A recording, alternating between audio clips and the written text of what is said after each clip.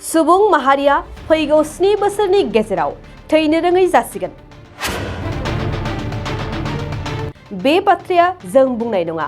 गुगोलनि सासे बारग' इन्जिनियार एबा कम्पिउटारनि बिगियानगिरि रे कुर्जुवेलआ नेन' रबटनि हेफाजाबाव सुबुं माहारिखौ थैनो रोङै खालामनो खामानिया सोलिगासिनो। बिगियानगिरि रे कुर्जुवेलनि बादिब्ला जेनेटिक्स, रब'टिक्स आरो नेन' टेक्न'लजिनि फारसे गोबां आवगायबाय। बे नोजोरजों मानसिनि देहा दाथायफोरखौ बिगियाननि आदबजों बानायगोन। 75 बोसोर बैसोनि कम्पिउटार बिगियानगिरि रे कुर्जुवेलआ देहा, AI आरो इयुननि थाखाय गांसे बिजाब लिरदोंमोन।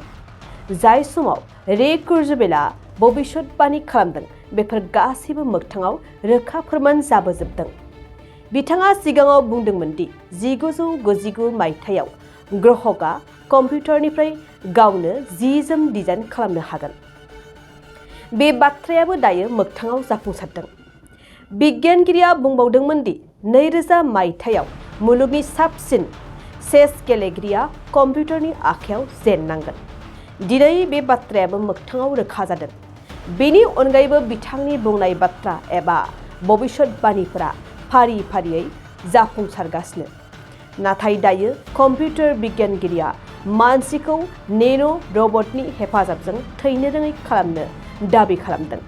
बबेखानि बे गिदिर खामानिया बेसेबां सैथो आरो जाफुंसारगोन बेखौ फैबाय थानाय समासो फोरमायगोन।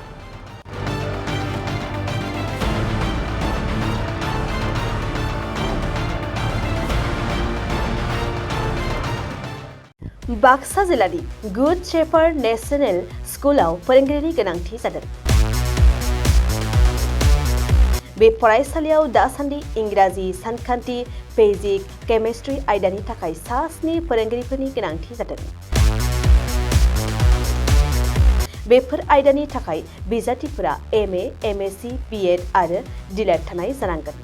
लोगोसेयैनो सायख'जानाय बिजाथिफोरनो दान बान्थाखौ 10 निफ्राय 20,000 रां, 10 निफ्राय 30,000 रां आरो 8 निफ्राय 14,000 रां होनाय जागोन।